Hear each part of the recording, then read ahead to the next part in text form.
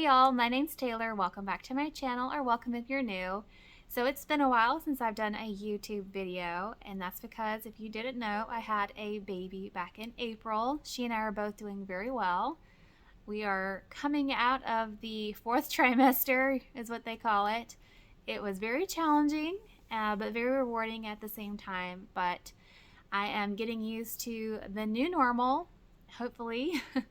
But I've been missing booktube so much. I've been trying to keep on top of what's happening in the community by watching other people's videos and commenting and interacting and all that, but I've really missed making my own videos, talking about books, talking in the comments with y'all. So hopefully, like I said, I can get back on track with making videos regularly. Not that I was super regular to begin with for a while, but I'm hoping that maybe I can at least do a video every other week. My goal is every week, but I'm not going to hold myself to anything. But anyways, I did want to share in this video what I've read recently as in since April. Also, I would like to share my birth story with y'all. If you are not at all interested, I'll have timestamps in the description if you want to just skip over that. No big deal. Just thought I would share in case anybody was curious or loves to hear those types of things. I know I do. And also a few ideas I have for the channel. So without further ado, let's jump right in.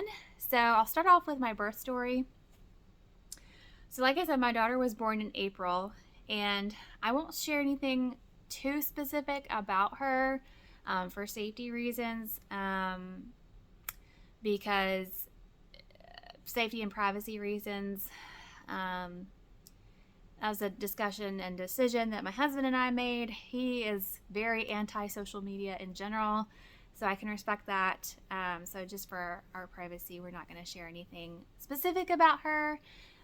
We even had a nurse in the hospital tell us that in our same hospital system, it was another location in the state, that some people were pretending to be hospital workers and going to people's houses and trying to take people's babies. So, you know, you can't be too careful with safety nowadays for children. But anyways, so back to the story. So I was really hoping that she would come on time, you know, right around her due date. Due date came and went. And so my husband and I decided it would be best for us if we did an elective induction. So I was admitted at night, and they started cytotec, which I took orally, and basically that gets things going, gets your body ready for labor, to put it nicely. So I took that, and mind you, I have never been hospitalized. I've never had anything serious done, no medical treatments or anything.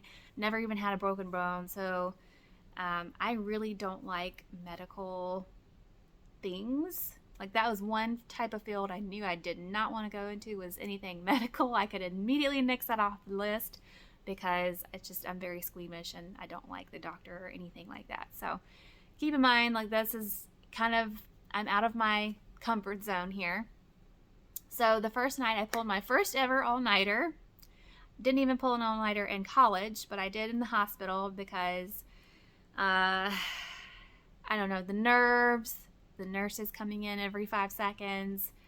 You know, you're in a different bed, a different setting with noises and things like that. And also, it did not help that I had an IV in a weird place. So I have teeny tiny little veins, so they were trying to put it into my left arm, wrenching around in there. That was fun. Then I tried my hand in my left hand. They blew a vein, so I got stuck 4 times in my left arm to my hand, and then they eventually decided to stick it into my right hand, which is my dominant hand, and it was very painful. If you ever have to have a hand IV, I'm sorry, is not pleasant at all. It's one of the worst experiences out of this whole experience.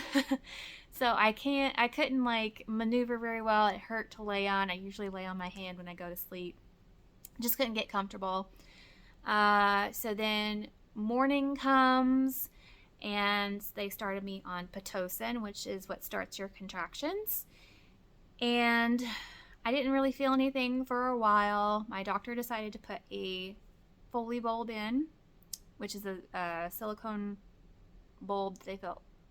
A balloon that they fill with silicone?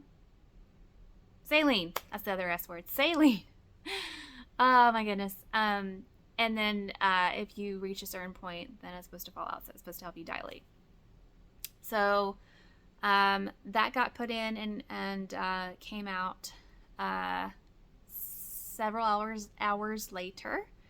It wasn't too painful for me. It was just kind of uncomfortable. So this is around lunchtime, and I hadn't really been feeling anything, and I was like, oh, things are kind of slow. I know in induction it takes a while because, you're getting your body ready when it might not necessarily be ready to give birth. So I decided to take a nap, and I rolled over on my side, and that's when my contractions started. Of course, I didn't get any sleep. No nap, no rest for me. So yeah. For me, and I heard a lot of people say this, I watched a ton of birth vlogs, like a ridiculous number of hours. And pretty much every woman said that laboring on your back is very painful and not fun at all. Like, it's a lot easier and a lot better on your body, pain-wise, if you labor in other positions than the back. Which I thought, whenever I heard that, I was like, shh. You're reclining, surely you're more relaxed. Nuh-uh. It was so painful on my back. No.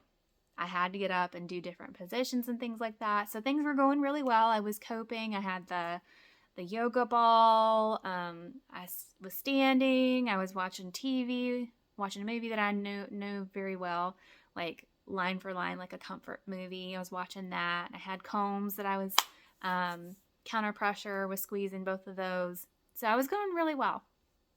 And my goal was to have a natural, unmedicated birth. So that was my goal.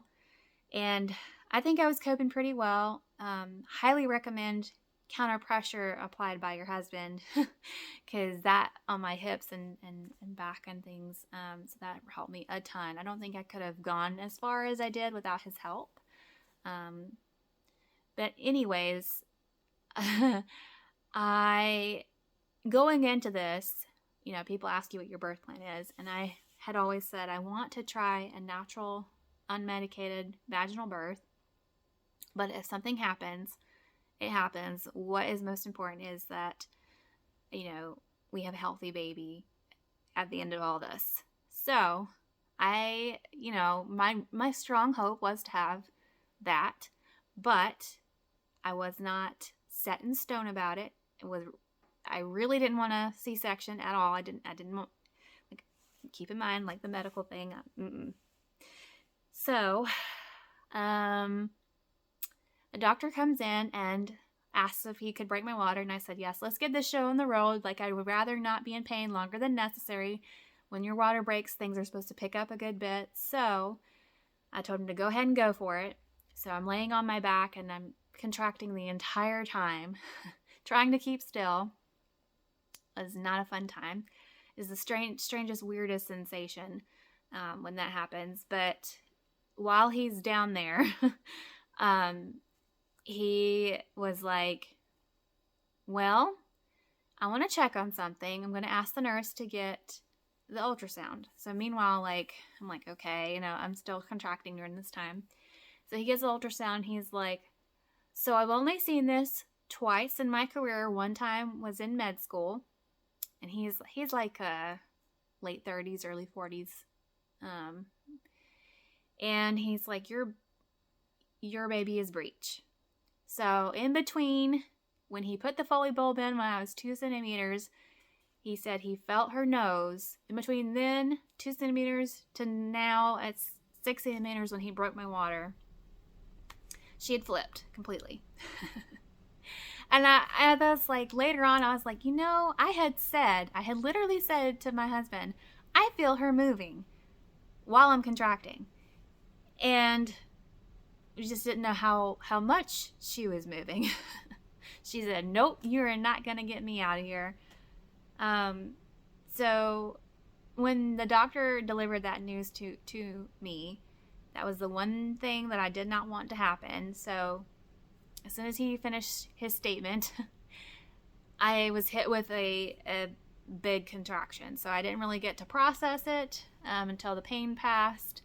So I was very disappointed and, a little scared and whatnot. So my husband talked me down and the doctor, is like, this is the safest thing. Breech babies are not safe to birth. So it's like, okay, but keep in mind, like, I'm contracting this whole time. And on my back, so it's even worse. So it's amazing how fast the medical team can move. So before I know it, I have a cap on my head. Like, we're rolling down the, my husband tried to call me. I'll call him back in a second.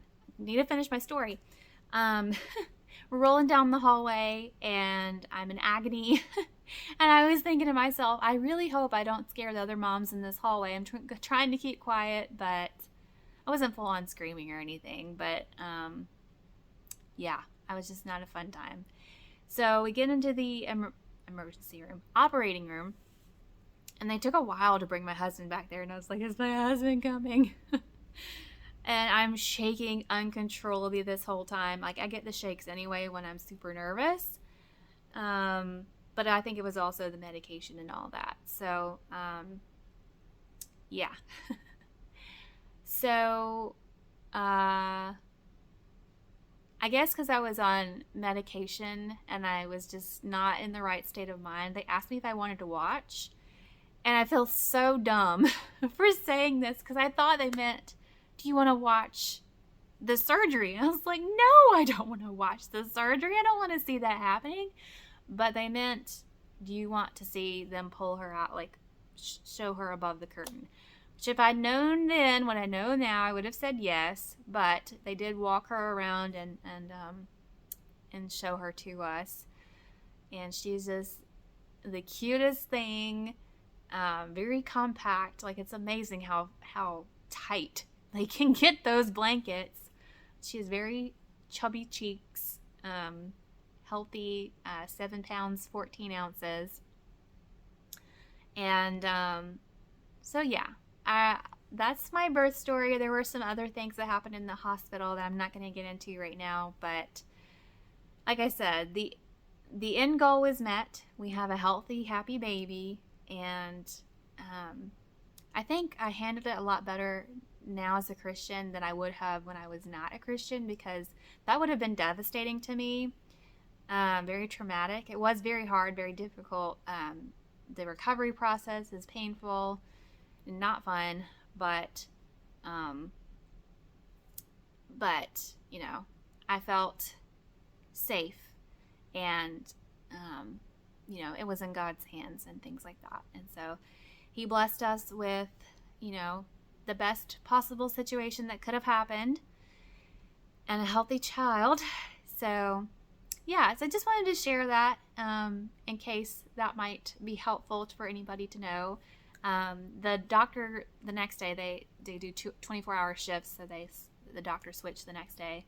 He said he'd only seen it 2 or 3 times in his 9-year career. So and then another medical professional, every medical professional I've talked to has said that it's very rare. It's like 1 in 1,000 chance, but it happened to me. So, yeah. So I just wanted to, in case that might be helpful to anyone, be prepared for anything in birth and rely on the Lord for comfort and peace. So there's that. So now let's get into the books. So I'm hoping I can go pretty fast with these books because I've already been talking for about 15 minutes. When you have a baby, you know that every minute is precious. So she is currently taking a nap. So I'm hoping she doesn't wake up before I'm finished, but I might have to come back and finish up later. So if the lighting and things change, I'm sorry. So the first book I want to talk about is The Huntress of Thornbeck Forest. It's kind of a hard thing to say. by Melanie Dickerson. This is the first book in a series. I accidentally started with this one. I was like, wait a second. This is the first book. So this book is about, what's her name? Odette, and she is a huntress. She poaches wildlife in the Margrave's forest, the king's forest really, but the Margrave takes care of the forest. He's the caretaker of it. He enforces the law and all that. So she is basically doing something illegal for a good cause. So she's kind of like Robin Hood. She's feeding the poor illegally with this game that she kills and catches and gives to the poor. So, and then the, what's it called? Forester. The forester is trying to find the person who is poaching. So it is their love story. His name is Jorgen, and it is very cute retelling. Melanie Dickerson is a very comfort read for me, and she did not disappoint with this book or the next one that I'm going to talk about in a second. I rated this 4 stars.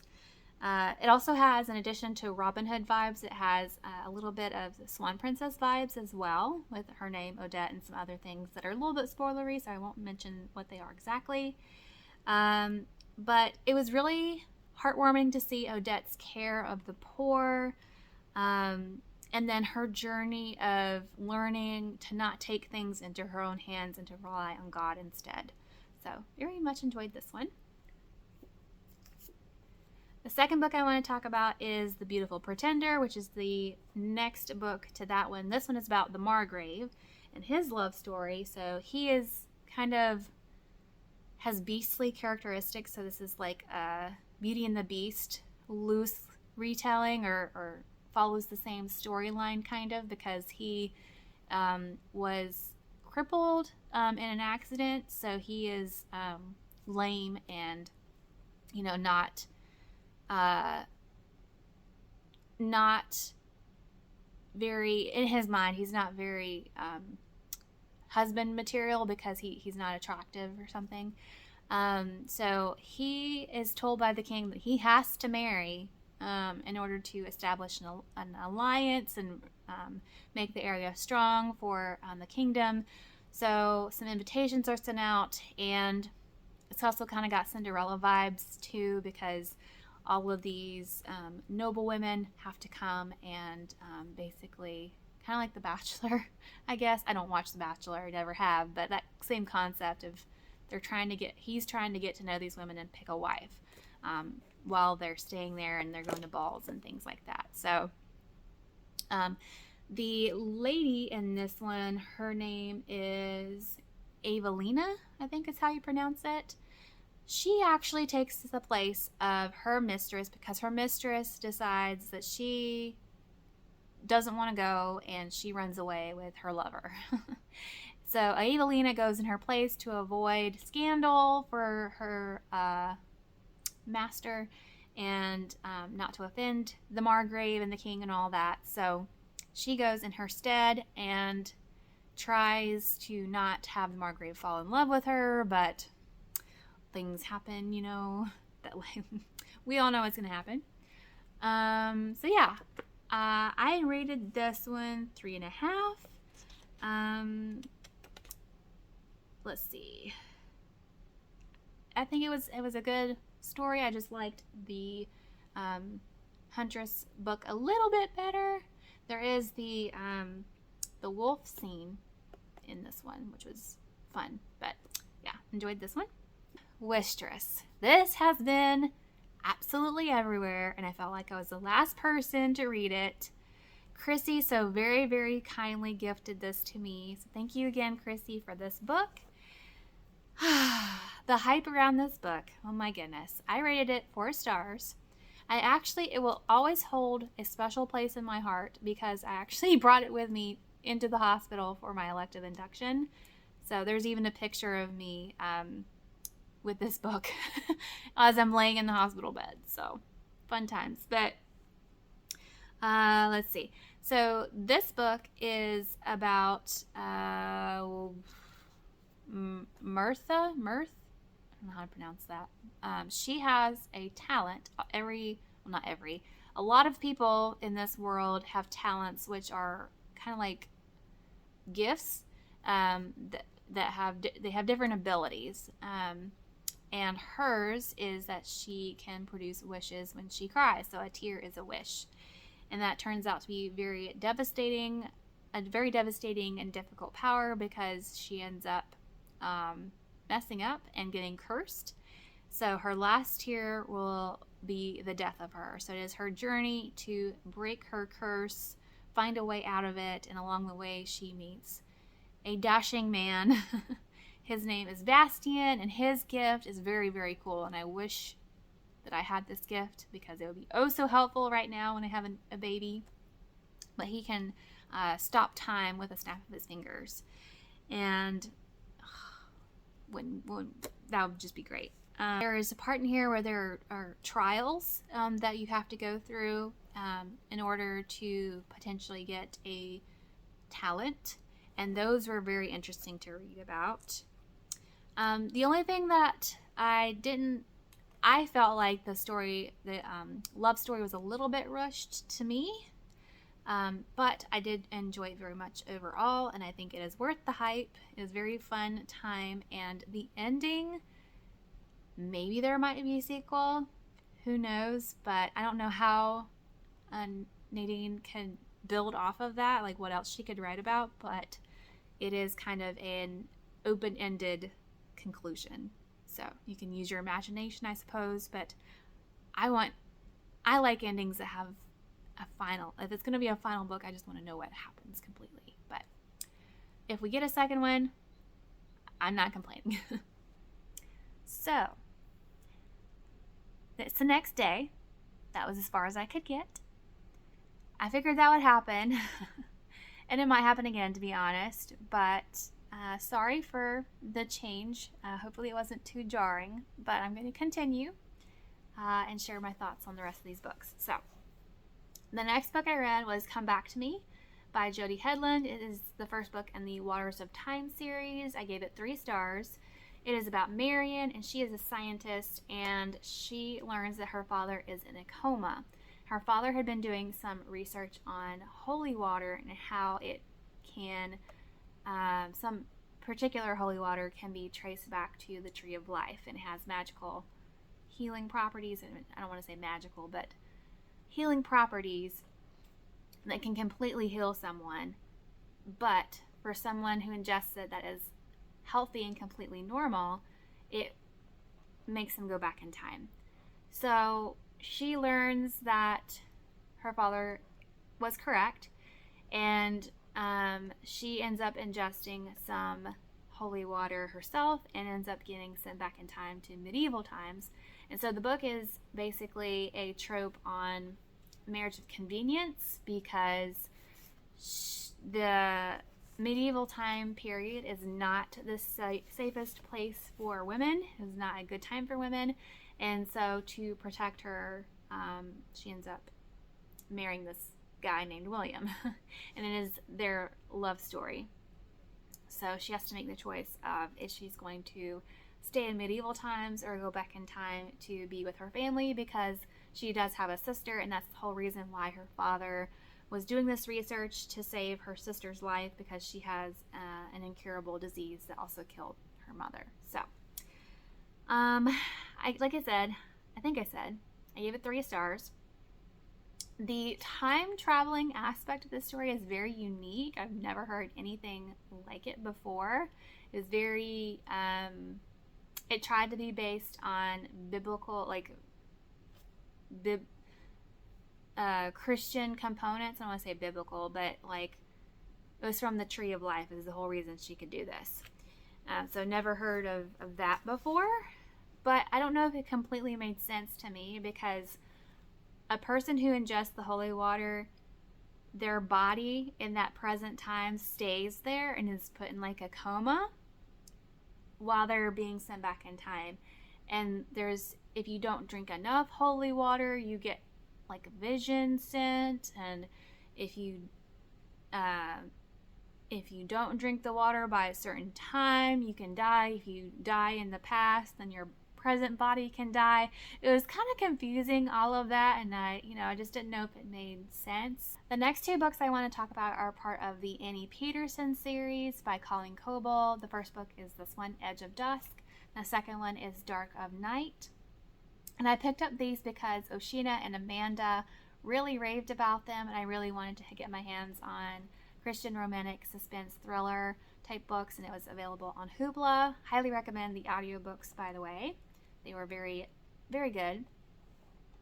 But this book and the whole series is about Annie, and she had a younger sister that was kidnapped, and so Annie has been dealing with guilt for 25 years because she felt like she could have stopped it somehow.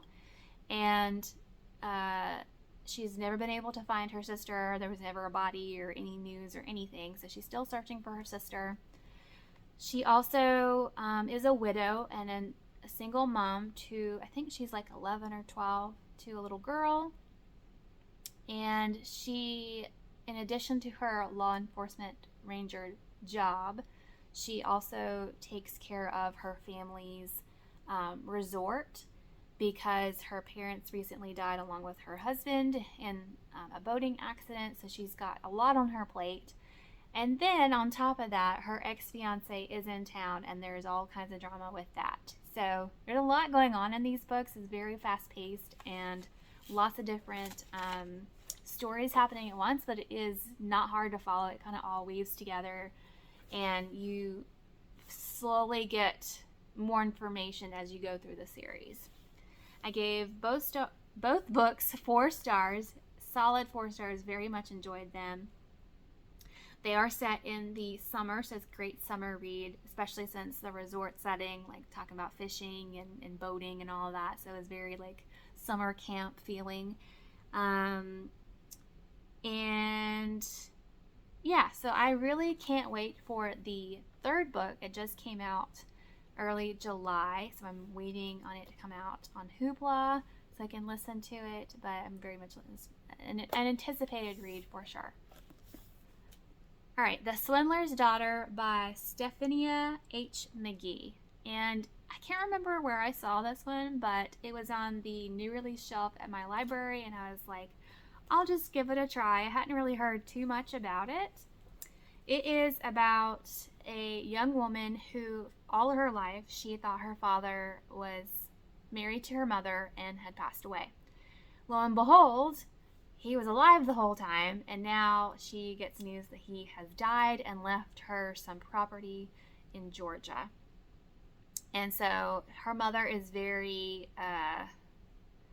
awful to her, very controlling, and so her mother is very focused on social image and wanting enough money to keep that social image up. And her father had been sending like a stipend per month to kind of pay for that, to keep that type of lifestyle. Since he's no longer alive, that money has stopped, and so her mother tells her to go and collect the inheritance, collect the money so that they can continue this type of lifestyle.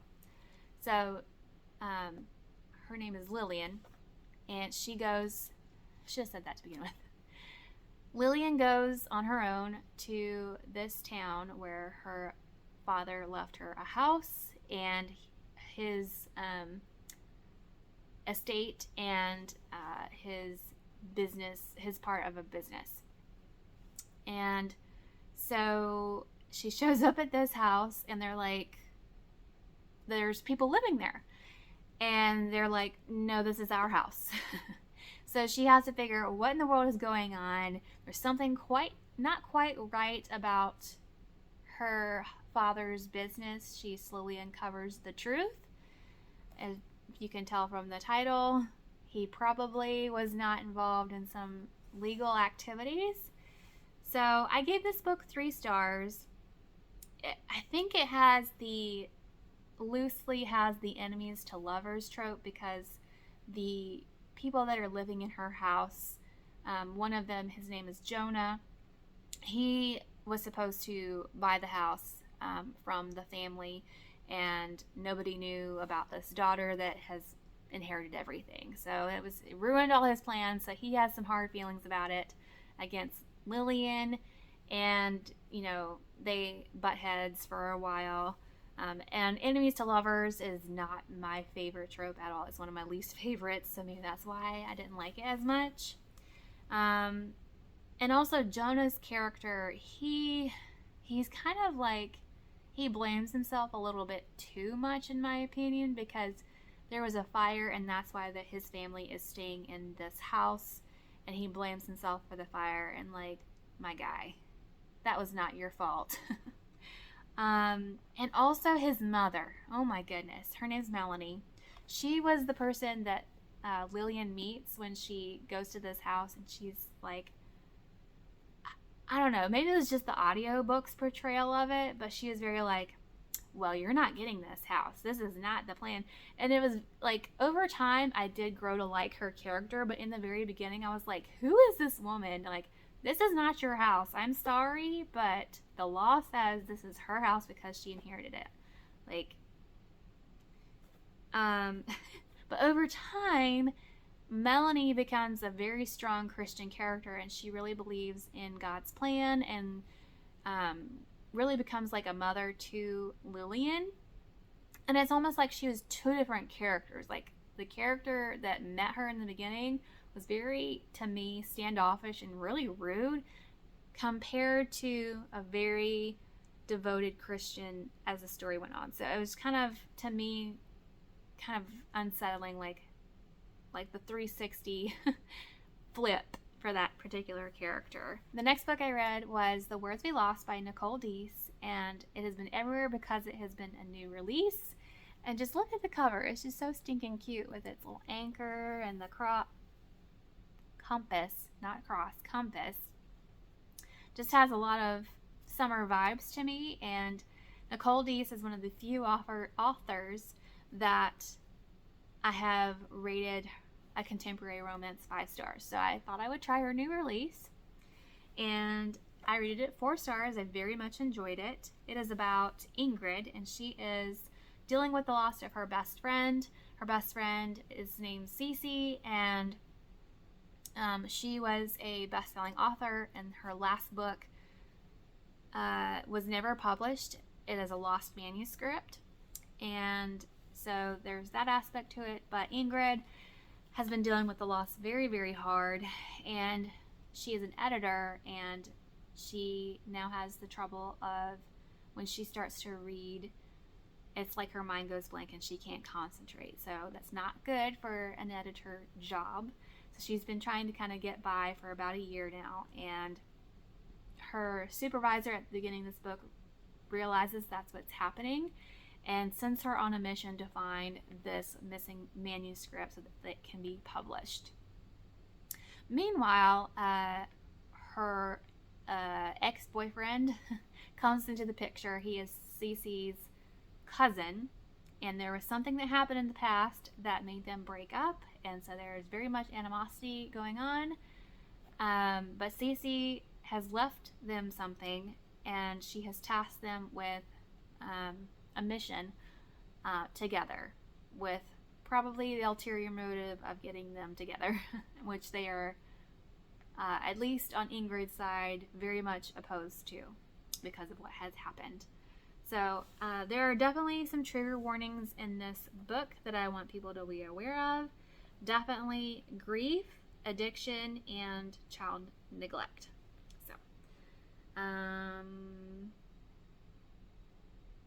So yeah, there's that book.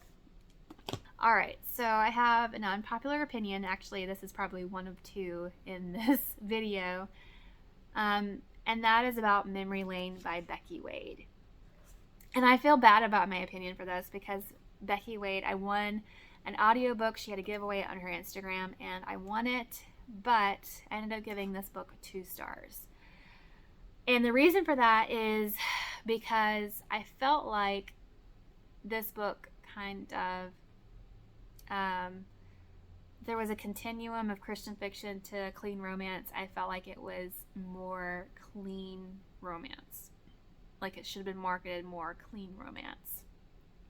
It just was not what I was expecting at all. But let me tell you what the book is about real quick. So it's about Remy. She is an artist, and she has secluded herself on an island off of the coast of Maine. And one day she rescues this man that is swimming in the ocean. He ends up having amnesia, doesn't know who he is, why he got there. And part of the book is a mystery to kind of figure out what happened to him, why he ended up there. One of the main things I did not like about this book was Remy. She was a very hard character to understand for me. I have always had a trouble with artists' work in books. I just don't, it's an anti-buzzword for me. I just don't have any interest in art, which I like looking at it to a certain extent, but reading about it in books just is not my thing. She, like, her house, reading about her house just gives me a little bit of anxiety because it was very cluttered and disorganized, and just every square inch of the walls were covered, and that's just not me. That just gives me anxiety. So I didn't understand her as a character, and she was very prickly, very standoffish, and there is a reason for that you discover later on, but I felt like it was a bit too much. Like, I get it to a certain extent, but it was just a lot that she was putting on the brakes for. So you kind of find out as the book goes along that something happened to Remy, and she was a Christian, but now she's not. So you don't realize that you don't find that out until much later on in the book, because as I was reading it, it's mentioned like she has a very set schedule, like she follows almost like OCD type, like she has alarms set at this time, do this, eat this, do this, at certain times. And part of her schedule is she does meditation and yoga. And when I read that, I was like, because in my opinion, that is not something, neither of those things are things that Christians should be doing. And that's a realization that I've come to over time.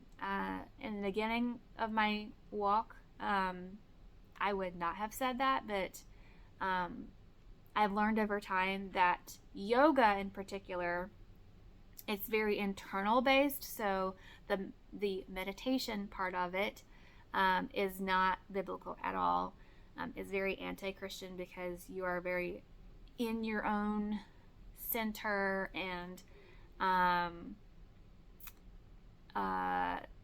just, I don't know how to put it, very much putting your mind in places that it shouldn't go, like in the spiritual world, like opening yourself up, like it's just very new agey. It's fine to do stretching and move your body, but when you put in that meditation point part of it, that's where it gets problematic to me. A lot of meditations are like affirmations based, like I am this, I am that. Like, it doesn't matter about you. What matters is God and what He can do for you through you. It's not about us. So anyways, I'm getting off my soapbox. That was part of it, but I forgave it because she did not have Christian beliefs at the time. She very much separated herself from being a Christian. If she was truly a Christian to begin with, I don't know. So I kept reading. It just felt like certain aspects of Christianity were like strategically placed in the book to make it a Christian fiction book. With very, very light Christianity in it, very light faith. Like the male main character, Jonah, he's like, I think I have a relationship with God. Okay. So he goes and sits in church pews and whatnot, and that's good that that's in there, but it just wasn't enough. And then it just felt like their motivations were not guided by their faith or his faith, because he was the believer in most of the book. And towards the end of the book, Remy she witnesses something, and then all of a sudden, the Holy Spirit works on her. And there's no hint of anything happening before then. So it's just like all of a sudden, I'm a Christian again. At least that's the way it felt like to me. So I do want to mention, be careful when you're reading this book, because there are trigger warnings for sexual assault and rape, and also infidelity. A lot of that going on, which it's called the Sons of Scandal series. The only character I really liked was Jonah's brother, Jude. He was kind of interesting, but I don't think I'm going to be continuing with the series. Moving on to the If I Run series, and these are a very popular Christian suspense books.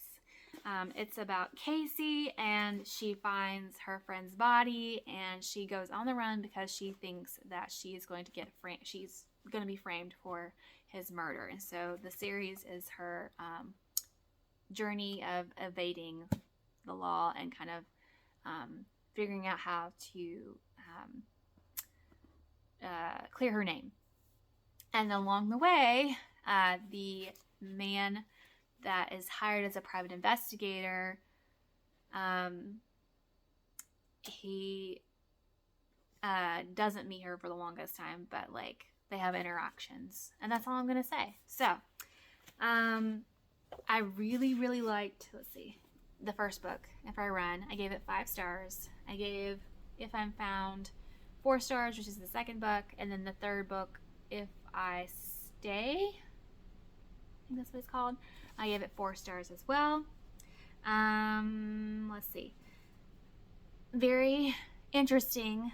Terry Blackstock does a really good job of writing about things that make you think, like, oh, this is how this would happen, because it's not necessarily something you think about, like, what would I do if I had to run from the law? Like, how would I go about doing that? And so she, like, gets a secret, a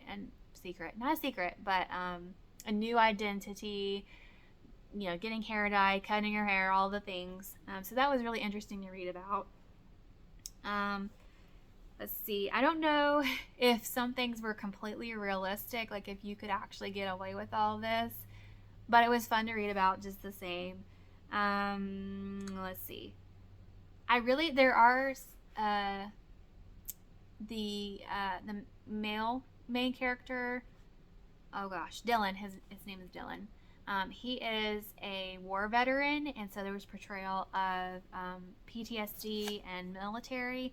And there's also a part where Casey sits beside a military personnel, a soldier. I'm a military wife, and I couldn't think of the word. This is how sleep deprived I am. She sits beside a soldier, and she's like, her positive thinking about soldiers, I very much appreciated, because of all the sacrifice they have to go through and the sacrifice they continue to make when they come home, if they are deployed and see war and violence and all that. So I really appreciated that portrayal in these books. Like I said, I liked the first one the best, and it kind of went downhill from there. Not bad, but the first book was the best. The second book was the next best, and the third one, I'm not going to say what happens because it's the third book, but there's some things I had issues with in the ending, is all I'm going to say. But I do recommend the series overall. It is a solid 4-star series for me. I picked this book up on a whim because I've also been seeing it everywhere. It is also a new release. A Match in the Making by Jen Toronto. And I'd heard some things about Jen Toronto, that she is a very funny author. I gave this 4 stars. Very much enjoyed my time with this. It is about Gwendolyn, and she signs up. She agrees to be employed by this lady as a lady's companion. But this lady is a matchmaker, and she ends up breaking her leg, so she cannot move as well or do her job as a matchmaker. So she ropes Gwendolyn into being her matchmaker's assistant. And Gwendolyn doesn't really want to do this, but she is very honorable, and she's like, I agreed to work for you for the summer, so I'm going to do it. And so she ends up matchmaking for a man, which was very not a thing. It was only for the women. And so she makes a social blunder and agrees to be a matchmaker for him. And his name is Walter. He has three very rambunctious children that have gotten wild. And so his solution for the idea to fix it is to marry and give the children a mother. And so Gwendolyn is his matchmaker in trying to find the right match for him. I really, really loved Gwendolyn's character. She was very spunky. She was steadfast to her promises. She's not afraid of anything. Like, she's a very strong female character, and I really liked her. Like, she didn't come across as too much to me. Walter's character, however, like, he was so oblivious. He may just be a product of his time, but I felt like he was a little bit too unemotional too. All right, so the second book that I have an unpopular opinion of, because I've seen it everywhere and I have seen no one else say anything negative about this book, it's totally been raved the whole time. It has such a cute cover too, but that is Dear Henry, Love Edith. I gave this book 2 stars too. I feel so mean, but I just didn't like it. The whole book is, let me back up. Let me tell you what it's about. So, Edith is a nurse, and she is a widow. And so she's deciding to start over and basically start a clean page. So she agrees to volunteer at a nursery child center in a different state. And so she needs a place to stay. And so through her connections, she was going to stay with this woman, but something happens to the apartment. So that woman contacts her uncle, Uncle Henry, and asks if this nice lady named Edith, who's volunteering, not working, volunteering at the nursery, can come stay with him. And so he agrees to it, but Henry is not an old man. He is the same age basically as Edith, and she thinks that he's an old man because he goes to physical therapy. He thinks she's an old woman because of her name and that she doesn't have to work. She volunteers, just that misunderstanding. So in the beginning it was very cute, but whenever one of them finds out that, what's actually happening, who they really are, the miscommunication trope, I just really, really don't like that trope, and I just couldn't forgive it. That was what the whole book was about, really. And then the townspeople were, I know they're supposed to be funny, but to me, they were just too much. Like, it was just too much. Too ridiculous. There was a whole scene about a pepper that Edith was trying to buy, and like the whole town gets involved, and I guess I have no patience these days. So I didn't enjoy my time with this book, unfortunately. So, all right, so I read A Dance of Silver and Shadow by Melanie Sellier, and I've heard this book talked about from Christy A. Cole and the writing Songbird. They talked about Melanie Sellier's books, and I was very intrigued because I love fairy tale retellings, and the covers are just absolutely gorgeous. So I picked this one up, and I should not have picked this one up first. I did not realize it's very confusing how her series order is set up. So you're supposed to start with The Princess Companion because that series talks about one world, and then it's like you move on to the next world with starting with A Dance of Silver and Shadow. But anyways, I didn't really, I figured that out much later. So you can start with this one, but if you want to know like the whole, like how the characters are connected to each other, start with the Princess Companion, I think, as far as I can tell. So this book is about the 12 Dancing Princesses fairy tale. There are two twins, Sophie, and her full name is Sophia, and Lillian, she goes by Lily. They have a gift from a godmother that they are able to project thoughts, and they're able to talk in their heads to each other. So they're twins. They have that connection with each other. So that's a very cool gift. But they agree to go on a diplomatic mission to a world that has just opened up because there were storms and like you couldn't access this part of the world. So those storms have stopped, and so they send a diplomatic party to this new nation, this new part of the world. So they agree to go, and turns out that they were in the wrong place at the wrong time and get roped into, it's called a tourney, where it is a magical competition because a male ruler in that world has called it in order to find a bride. And the law states that any princesses of eligible age are required to participate in this tourney, including foreign princesses. So they participate or compete in this tourney, and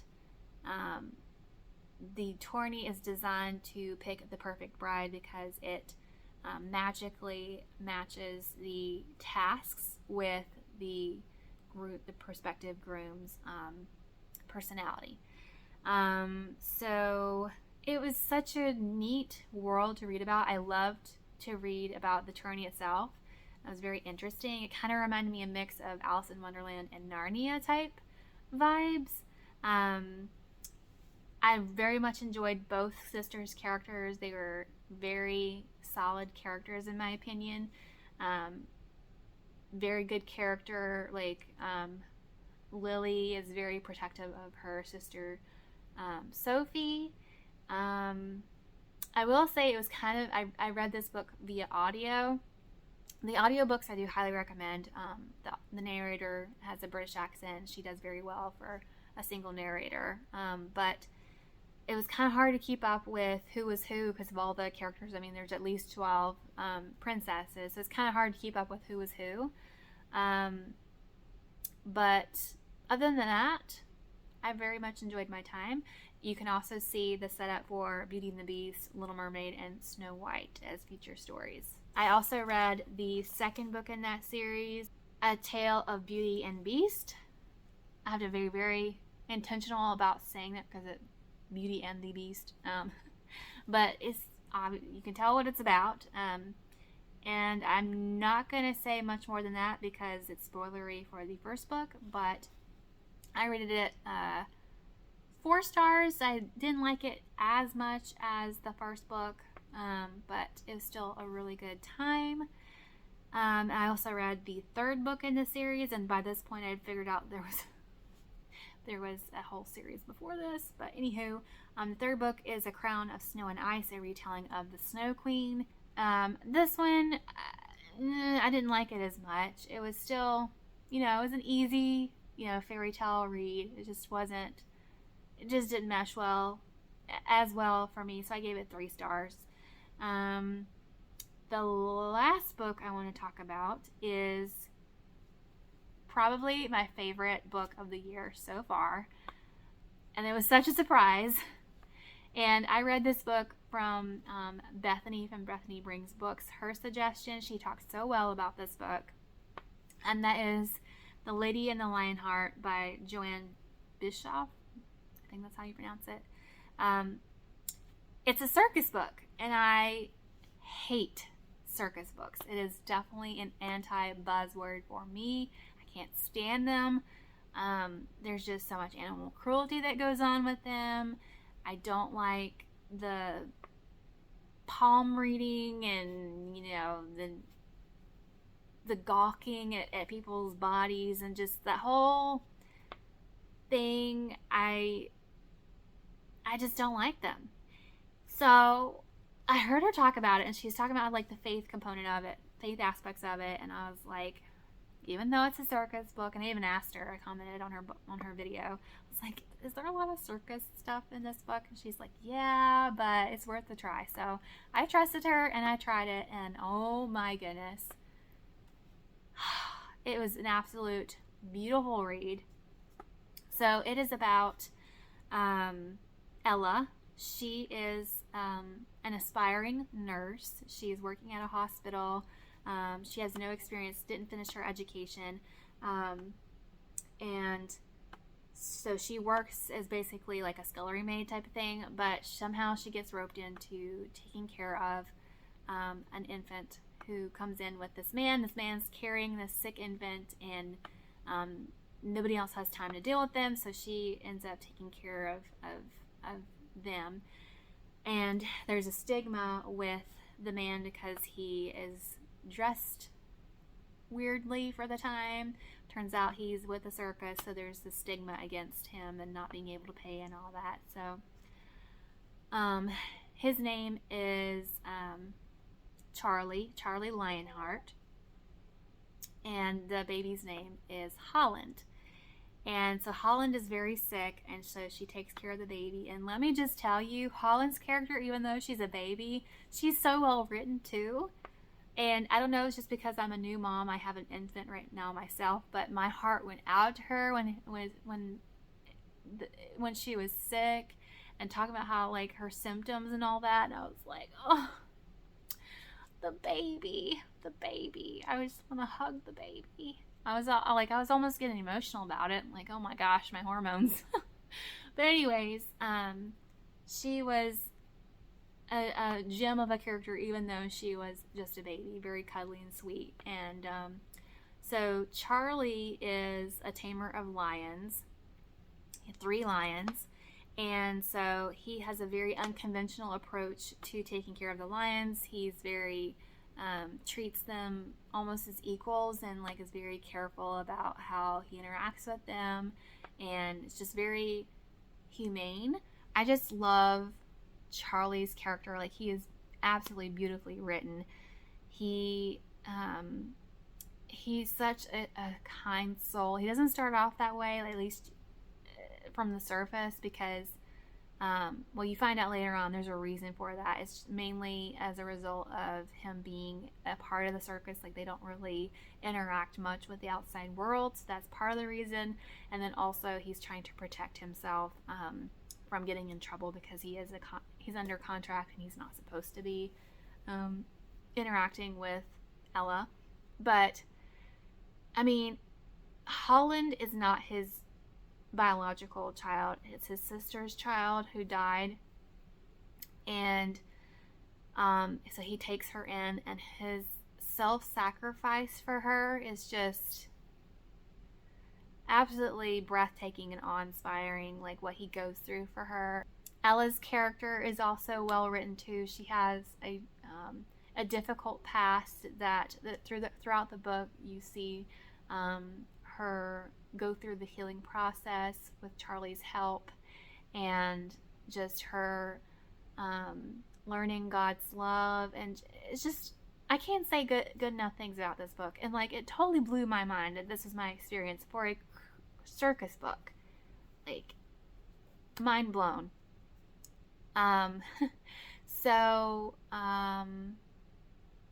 Yeah, it was just a beautiful read. I highly recommend it.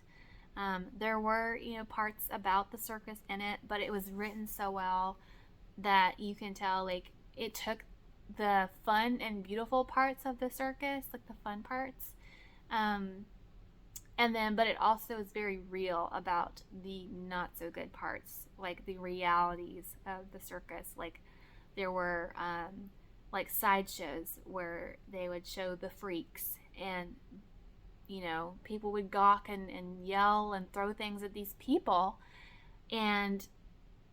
but then later on you read about their actual people, and they go to church, and you just fall in love with the side characters too. I don't know. I just can't say. I could keep gushing about this book, but thank you, Bethany, for talking about it and getting other people, including myself, to read it from your review. So those are all the books that I've read from April until now, and I think I've had a mixed bag of experiences from 2 stars to 5 stars. But overall, I've really enjoyed my time. I will say I'm very surprised by how many books I've been able to read, because whenever you have a child, people tell you how much time you don't have, and that is true. But I have become a avid audiobook reader.